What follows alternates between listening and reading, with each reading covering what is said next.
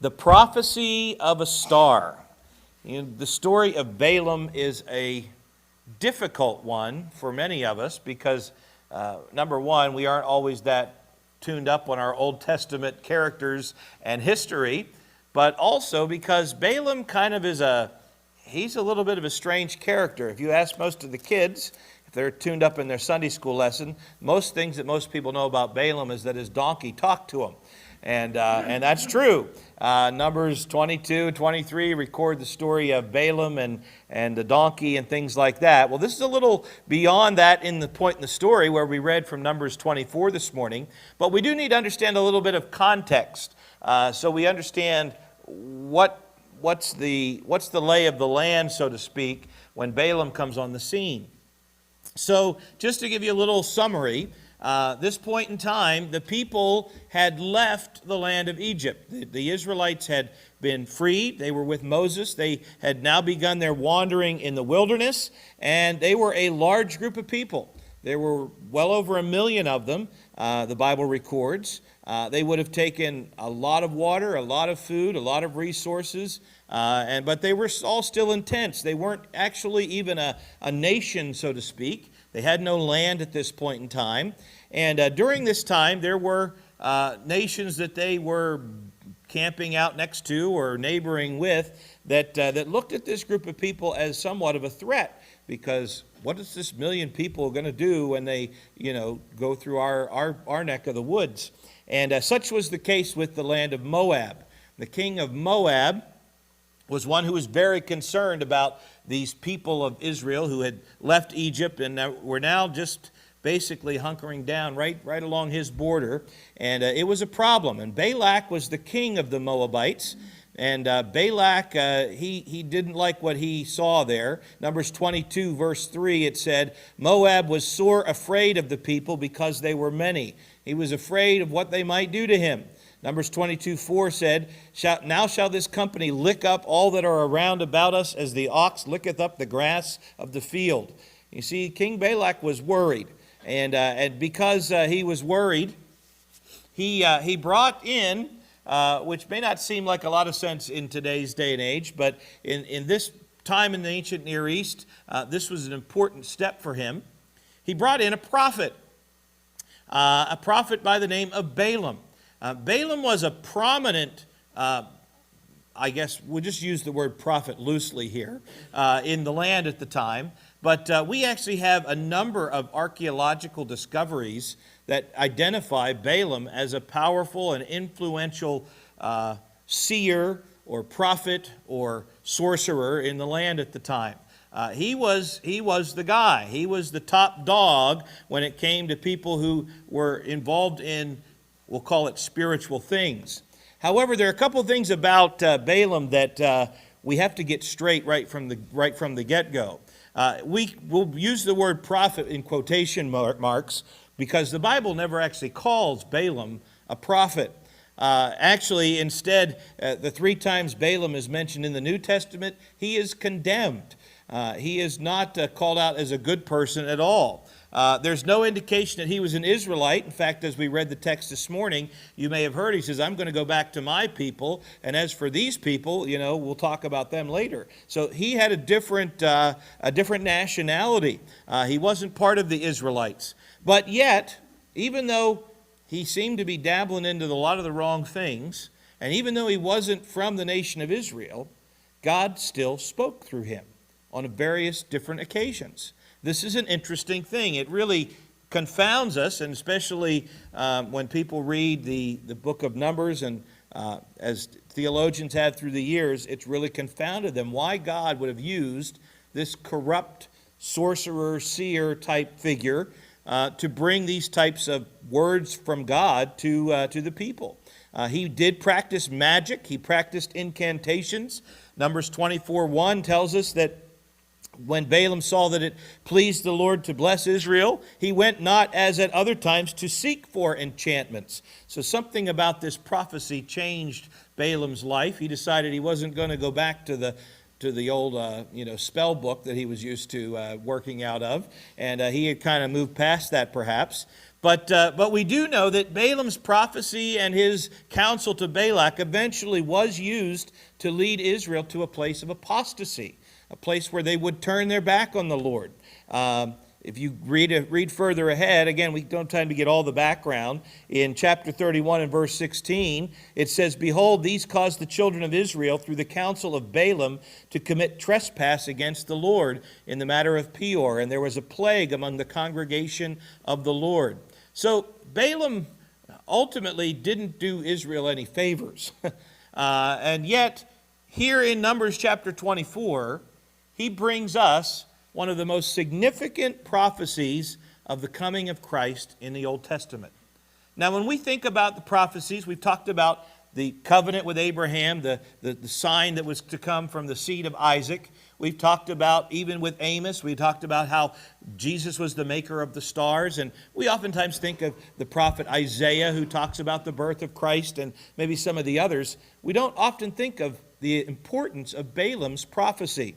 But I want us to bring out three thoughts just from this passage this morning that really refine and continue to point the needle right at who Christ would be when he would come in Bethlehem those many years later. And the first is found here in verses 7 and 8. Verses 7 and 8. Balaam was contracted by Balak to curse Israel. And Balaam lifts up his eyes, it says in verse 2. He sees Israel abiding in the tents, and the Spirit of God came upon him. So Balaam was ready to say, okay, let's see what kind of curse I can put on this people. And just as he was about to do that, the Bible says the Spirit of the Lord comes upon him. And all of a sudden, the message changes for Balaam. And he says in verse 4, he has said, which heard the words of the Lord, he which saw the vision of the Almighty. He says in verse 5, how goodly are thy tents, O Jacob, and thy tabernacles, O Israel. He recognizes these as God's people, something that he didn't realize before. And he says in verse 6, as the valleys are they spread forth, as the gardens by the river's side, as the trees of lignaloes which the Lord hath planted, and as cedars trees beside the waters. He says basically, these people may look like a lot of riffraff ex-slaves who are wandering through the desert with nothing but the clothes on their back. He says, but these are an established, God-ordained, special, chosen people by God. That's ultimately what Balaam is saying about the people of Israel. And then he says something interesting in verse 7 and 8. Something about who would come from this people. It says, he shall pour water out of his buckets, and his seed shall be in many waters, and his king shall be higher than Agag, and his kingdom shall be exalted. God brought him forth out of Egypt. He hath, as it were, the strength of an unicorn. He shall eat up the nations, his enemies, and shall break their bones and pierce them through with his arrows. The first thing that I think is an interesting part of prophecy that comes from Balaam is this idea that Christ shall be brought out of Egypt. Christ shall be brought out of Egypt. He identifies this figure in verse 7. This figure who shall pour out the water of his buckets. His seed shall be in many waters. He confirms the fact that, remember Abraham's prophecy, and through him shall all the nations be blessed. Here he kind of rephrases it in the same vein though. His king shall be higher than Agag. This shall be the King of Kings, is what he's saying. His kingdom shall be exalted. He won't be like all of you other kings, Balak, who just hired me to curse these people. The guy that's coming out of here is going to be higher than any of your kingdoms ever were. This is what Balaam turns around. But then he says something interesting, something that we see in the other prophets as well, but this is the first reference to it. He says, God brought him forth out of Egypt. God brought him forth out of Egypt. And interestingly enough, this is actually the second time Balaam uses this wording or this prophecy, but there's a little twist to it. Back in chapter 23 and verse 24, 23 and verse 22, almost the same words are spoken by Balaam, but there's one little subtle difference. Verse 22 of chapter 23, he says, God brought them out of Egypt. He hath, as it were, the strength of a unicorn. And the idea here is he changes the phrasing in verse 24 from a them. He brought them out of Egypt, didn't he? This is where these people were from. Now in chapter 24, he changes it to he hath brought him. God hath brought him out of Egypt. Speaking of a particular person. Speaking of the Messiah. Speaking of Jesus Christ. Of course, we know this to be true when we think about the birth of Christ. One of the events that comes up is the fact that he was to be brought out of Egypt, and that was a fulfillment of prophecy. So the question is, why is this so significant? Why is it so significant that the birth of Jesus meant he was going to have to be brought up out of Egypt? Well, if you want to turn there, we can turn to Matthew chapter 2 and hear the account. Matthew chapter 2, he speaks of the birth of Christ. Why was it that he had to be taken to Egypt in the first place? You may remember the story, and I hope that we get at least some of the context here. But it says in the story of Matthew chapter 2, the Magi, the wise men, had come to King Herod. And the Magi had said, we saw his star, and we came here because we wanted to worship this king that was part of this star's prophecy. And it says in Matthew chapter 2 and verse 13, when they were departed, that was the Magi, after they left, because King Herod wasn't happy about this, it says, behold, the angel of the Lord appeareth to Joseph in a dream, saying, arise and take the young child and his mother, and flee into Egypt, and be there until I bring thee word. For Herod will seek the young child to destroy him. When he arose, he took the young child and his mother by night, and departed into Egypt, and was there until the death of Herod, that it might be fulfilled which was spoken of the Lord by the prophet, saying, out of Egypt have I called my son. You see, Matthew references right back to Balaam's prophecy. Out of Egypt, he was going to be called. The question is, why would Herod be so worried about the birth of a baby? And why would all of this have had to take place in the first place? Well, interestingly enough, if you're right there in Matthew, turn back to verse 1.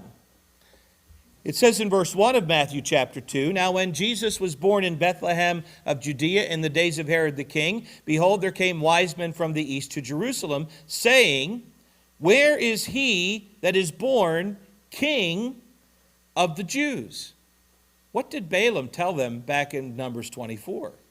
There would be a king, and he would be a greater king than any other king, and he would have a kingdom that was greater than any other kingdom. These Magi followed a star to King Herod and said, oh, where's this great king that the prophecies told us about? And Herod all of a sudden went pale, right? The news struck him like a sack of lead, right? This is what happened. And he says, we have seen his star in the east, Matthew 2 again. We are come to worship him.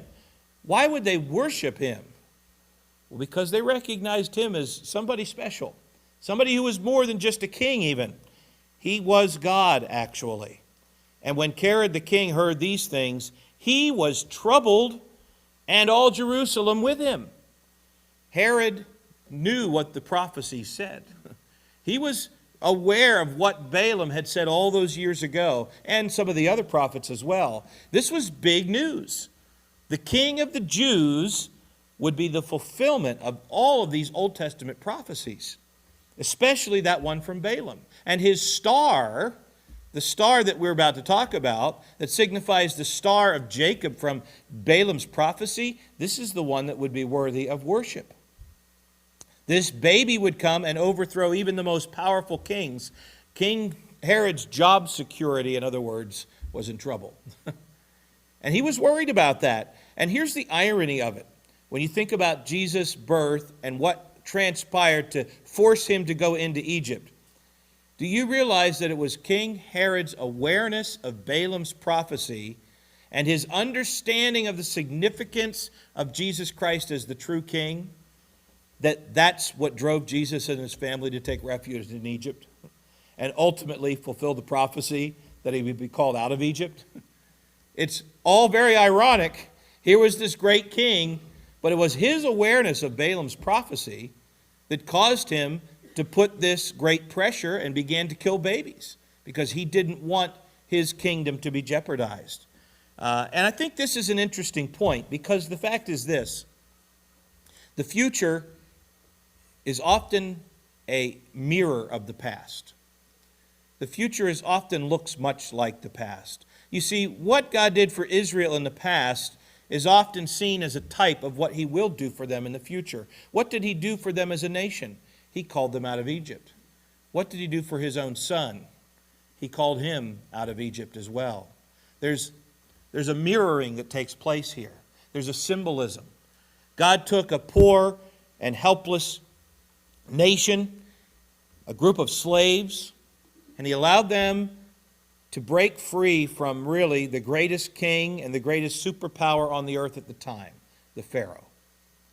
And think about this. Here was a little baby born to a poor family, and he allowed them to break free from the clutches of this man who was consumed with the obsession that he would kill these babies. That's what drove him to Egypt. That's what preserved him. And ultimately, he would call him back again and become the great king. You know, I think it's interesting because a lot of times it's traditions that help to confirm our hope in the future.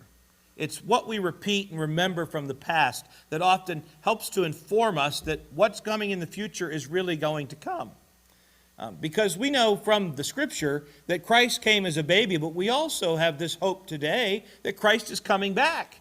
He's coming back to set up his throne, right? To become the king that really brings peace on the earth. And why do we have that hope? Because we have some hope in what happened in the past. You know, we began a tradition a number of years ago in our home where we have allowed our kids on Christmas Eve to open one present, okay? And we didn't tell them what that present was going to be like or what this was, and it kind of snowballed in a way. I don't think we always thought through this like this was going to become a tradition. But what they quickly found out was that this one present that they always seemed to open on Christmas Eve turned out to be pajamas that they would then wear to bed and have on Christmas morning. And so it kind of became a tradition, right? They kind of learned this was what happens on Christmas Eve. And we never promised that that was what was going to come, but I can guarantee you when Christmas Eve comes, there will be kids in my house that are going to say, "Where's my pajamas?" I don't even know why we bother wrapping them anymore. But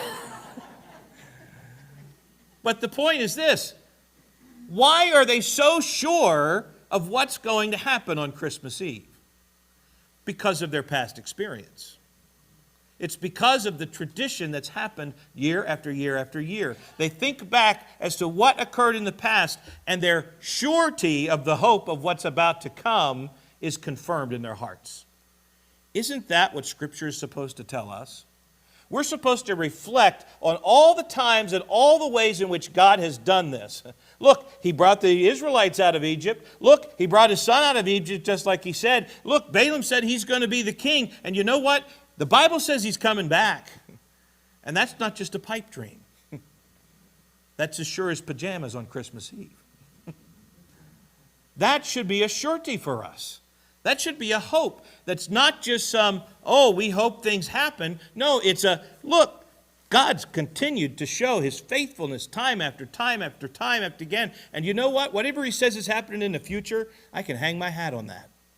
Because the prophecy is that real to me. So Christ shall be brought out of Egypt. It's an important thing. The hope of Israel's Redeemer is just as sure as their own historical past. Just as they were brought out of Egypt in the most unlikely of ways, and just as Jesus Christ was brought out of Egypt when he was a baby and ready to begin his ministry, do you know that our hope in the future return of Christ is as sure as that same historical record? The fulfillment of prophecies in the past that occurred with his first coming is sure the fact that the prophecies of the future will be true for us as well. Well, let's look at the second point. We have to keep moving. So we have verses 7 and 8. Christ shall be brought out of Egypt. The second prophecy we see in verse 9 of Numbers chapter 24. Of course, now I moved my Bible, and you probably did too. Numbers chapter 24 and verse 9. The second thing he tells about this Messiah, Jesus Christ, that was to come, he says, he laid down as a lion and as a great lion. Who shall stir him up? Blessed is he that blesseth thee, and cursed is he that curseth thee. This is an interesting affirmation of two prophecies that were already made by Jesus Christ that go back to the book of Genesis. We don't have time to get into all of them, but the fact is we see first him being compared to a lion. A lion, he says, as a great lion. Well, interestingly enough, if you look back in time to Genesis chapter 49, when Jacob was to, at the end of his life, to bless each of his sons and give them a prophecy about what their tribes and what their lives would be like, he looked at his son Judah, and he said this in verse 9 of Genesis 49, Judah is a lion's whelp. From the prey, my son, thou art gone up. He stooped down. He couched as a lion, as an old lion. This sounds a lot like Balaam, doesn't it? Who shall rouse him up? And then he goes on to say, the scepter shall not depart from Judah, nor a lawgiver from between his feet until Shiloh come. And unto him shall the gathering of the people be, binding his foal unto the vine, and his ass's colt unto the choice vine. He washed his garments in wine, and his clothes in the blood of grapes. The second point of the prophecy that we see here is that Christ shall be the blessed Lion of Judah. Christ shall be the blessed Lion of Judah. Balaam's prophecy in favor of Israel here is standing in direct opposition to what he was hired to do. Can you see as Balaam continues through this, Balak's blood beginning to boil? You know, he's like, Balaam, you could stop while you're ahead. You know, he keeps going and going. He says, not only now is this man going to be coming out of Egypt that comes from these people, he says, but, he says, they're going to be the great Lion of Judah. And so that's why in verse 10, Balak's had enough. And in verse 10 of Numbers 24, it says, Balak's anger was kindled against Balaam, and he smote his hands together. And Balak said unto Balaam, I called thee to curse mine enemies. And behold, thou hast altogether blessed them these 3 times. You've told me all the good things that were going to happen. You've told me how this king is going to come, that this kingdom is going to be set up, and that this blessing that came through Jacob to his son Judah is going to be found in these people. He's going to be like a lion, the Lion of Judah. He says, these aren't good things. Balaam obviously said he had to say these things because he knew that he could not curse Israel when God had decreed that Israel would be blessed. That's an important point. It's an important point in politics today, but it's also just an important point in general. You can't curse what God has called blessed. And God continues to have a plan for his nation of Israel. But he also has a plan for his son that would be born through this nation. The significance of Jesus Christ. What is the significance of him being the Lion of Judah? Well, you have to go clear to the end of the book to find out. The Lion of Judah comes back with Balaam's prophecy in Revelation chapter 5. And you can look there, or you can just let me read it. But Revelation chapter 5, verses 4 to 6, we see a time at a point in the future when the tribulation is about to come and when the Lamb of God is about to come back and set up his kingdom. Just before all of this happens, we see this taking place in the throne room of heaven, if you will. And it says in verse 4 of Revelation 5, John the prophet speaking, I wept much because no man was found worthy to open and read the book, neither to look thereon. And one of the elders said unto me, Weep not.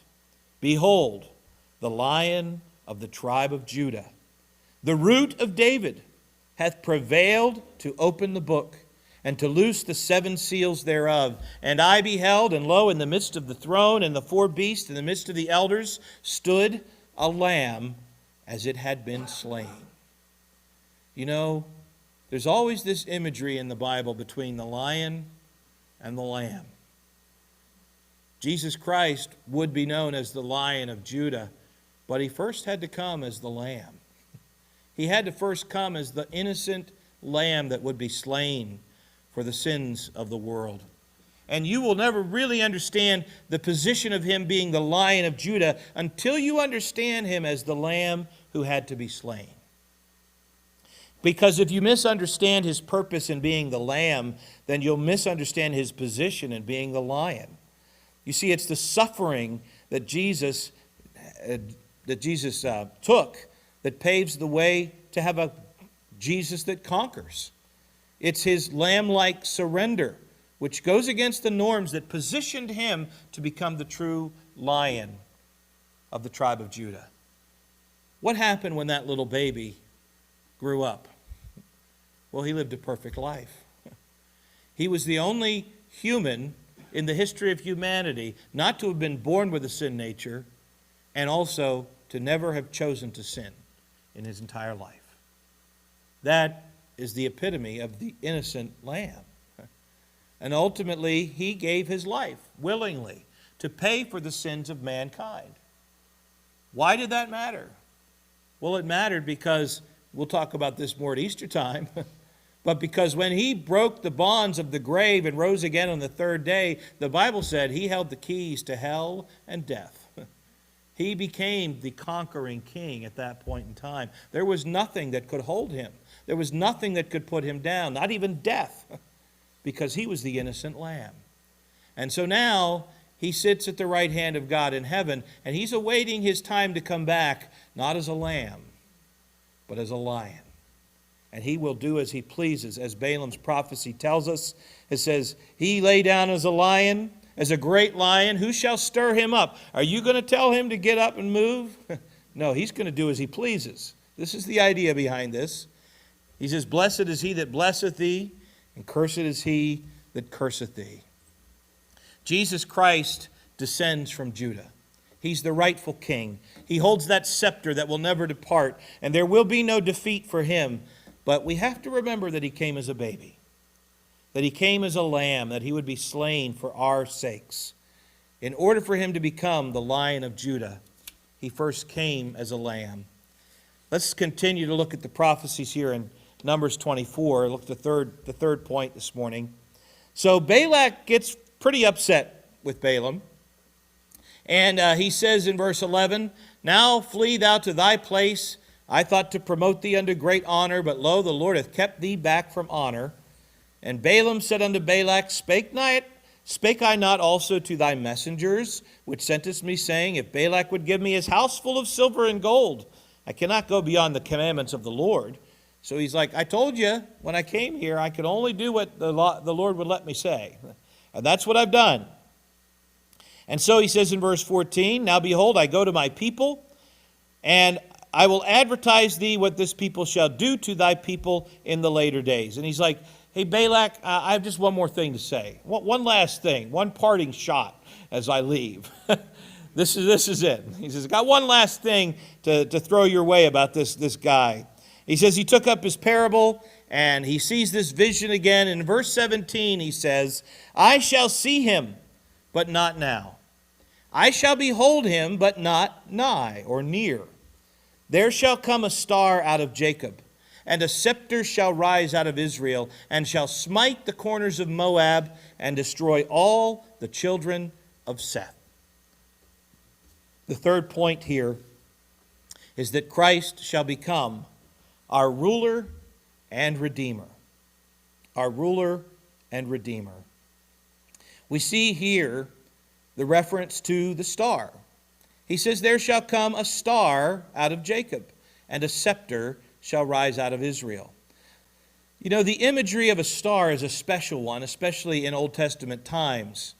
It's identified as a star. Oftentimes, the idea behind star in the Old Testament really has to do with his godlike status, his status as someone who is above others.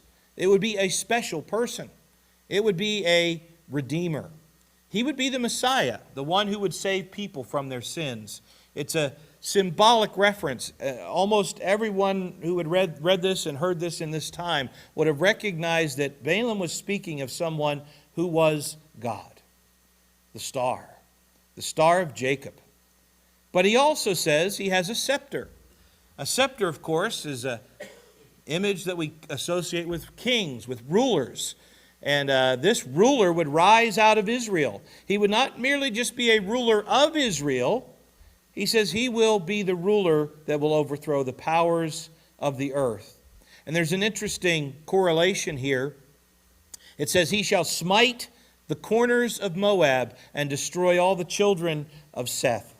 You know, the language here in the Hebrew is the same language that we find in Genesis chapter 3 and verse 15, which happens to be the very first prophecy of the coming of Christ.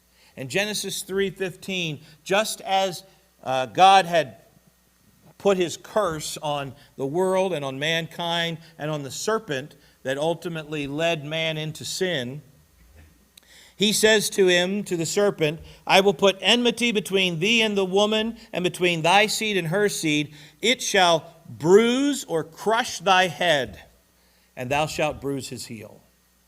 The same language is used by Balaam. He says this prophecy that this Messiah would crush the head of Satan, this is coming. He shall smite the corners of Moab in the same fashion that he will have victory over Satan himself. Balaam's prophecy of a star that comes from Jacob and a scepter out of Israel is this sense of a victorious monarch who would ultimately strike his enemy and put everyone at his feet. Both the star and the scepter, or the God and the king, they emerge via this human agent, this person, this baby. Specifically, the patriarch Jacob, who's also called Israel. And it means that the one who is born, the one who's prophesied here, would be both God and human. He would be both fully God and fully man. This is the one that was prophesied by Balaam. And this is why, so many years later, when the Magi come before Herod, following a star, that they would say, we need to worship him who is the King of the Jews.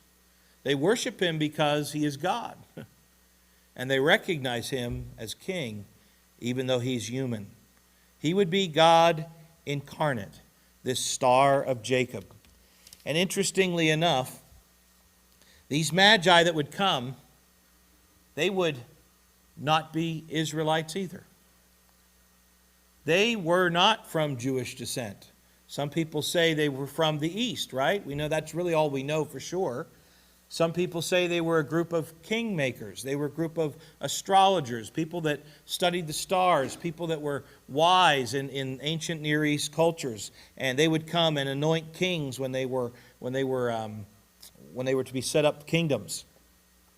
But the fact is this: how does that parallel with Balaam? Here, one of the most significant prophecies of Jesus' birth came through a non-Hebrew prophet. And one of the greatest gifts and accolades after Jesus' birth came through the Magi, another group of non-Hebrew dignitaries. Did they study and know Balaam's prophecy? Well, perhaps. We don't know. We do know that they were the first to honor the birth of Christ, and they could have well learned and were waiting for his coming and looking for that star of Jacob, which for them was signified in the Star of Bethlehem. Another great way in which God interweaves all of the stories of the Bible together. Well, we know that Christ was to become our ruler and redeemer. We know that he was to be brought out of Egypt. And ultimately, we know that Christ is the blessed Lion of Judah. Some reason God chose this non-Hebrew prophet to convey a very significant prophecy about the coming of his son. Why did he do that? I don't have an answer for you today. Except to say this: Jesus isn't meant just for the Jews. Jesus was surely a part of Jewish prophecy. He was a part of the blessing of Abraham. But the great thing for us today is, in all nations he shall be blessing us. We're part of the blessing, because God doesn't work just through his people. When we think about the birth of Christ, it wasn't just a great event for the people of Israel. It was a great event for us. Balaam's prophecy was seen by many of that which was to come. And from our very earliest writings of the ancient Jewish rabbis, hundreds of years before Christ, the ancient Jewish rabbis looked at Balaam's prophecy in Numbers 24, and they knew this was pointing to Christ. We can go back and read it. We still have copies of these things. Yet when Christ came, yet when the Star of Bethlehem led the Magi there, yet when all of these things came to be and he was called back out of Egypt, those rabbis missed it. You see, it's very easy, no matter what background you're from, whether you're a studied rabbi or whether you're somebody who just is living their life here in 21st century America, it's very easy to miss the significance of Christ. It's very easy to get wrapped up into, well, yeah, that's a nice story, and we drive through the nativity and see some actors and animals and enjoy the time and whatever it is, and miss the significance of who it is that came to earth that many years ago. Christ came as a baby, but he's coming as a king. The question for us today is, do we acknowledge him as king in our life today? Because he is coming back. And when he comes back, he will be as the Lion of Judah, and there will be no pushing him around. He will come and set up his kingdom. He will be the King of Kings. He will be the Lord of Lords. And we need to learn from the prophecies of the past to recognize where our hope lies in the future and where our faith lies in the present.